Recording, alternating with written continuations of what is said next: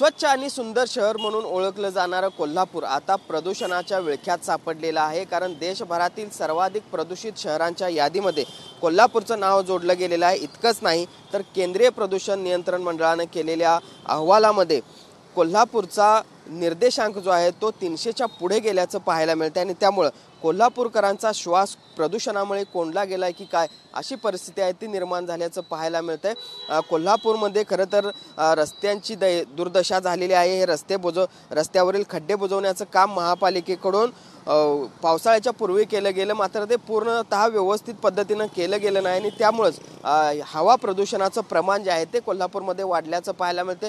फक्त कोल्हापूर शहरच नाही तर उपनगरामध्ये देखील अशीच परिस्थिती असल्याचं मानलं जाते आणि त्यामुळे एकूणच दिल्ली आणि मुंबईप्रमाणेच आता कोल्हापूरचा हवा प्रदूषणाचा प्रश्न देखील ऐरणीवर आल्याचं चित्र आहे ते पाहायला मिळते। खरं तर एका बाजूला पंचगंगा प्रदूषणाचा प्रश्न आहे, पाणी प्रदूषणाचा प्रश्न असतानाच आता हा हवा प्रदूषणाचा प्रश्न देखील कोल्हापूरमध्ये गंभीर बनल्याचं पाहायला मिळते आणि त्यामुळे एकीकडे पाणी प्रदूषण, दुसरीकडे हवा प्रदूषण अशा प्रदूषणाच्या विळख्यात कोल्हापूरकर नागरिक त्रस्त झाल्याचं देखील पाहायला मिळते आणि त्यामुळे कोल्हापूरसाठी ही एक धोक्याची घंटा मानली जाते।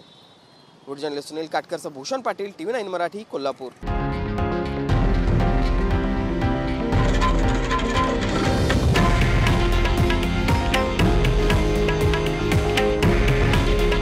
हे आहे देशातील नंबर 1 न्यूज नेटवर्क आणि आपण पाहत आहात TV9 मराठी।